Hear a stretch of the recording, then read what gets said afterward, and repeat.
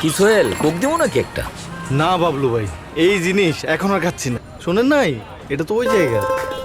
তো খবরটা তুমি কই পাইলা? সুলতান সুলেমান, তুমি নাকি কইছো কোক ওই জায়গার? হ, বাসার তো আমার তাই দেখাইলো।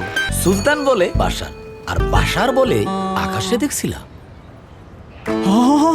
138 বছর ধরে 190টা দেশে লোকে কোক খায়। তুরস্কে খায়, স্পেনে খায়, দুবাইতে খায়, আর ফিলিস্তিনে তো কোকের ফ্যাক্টরি আছে। কি আরে বলুন কি? আর ফিলিস্তিনে তো কোকের ফ্যাক্টরি আছে।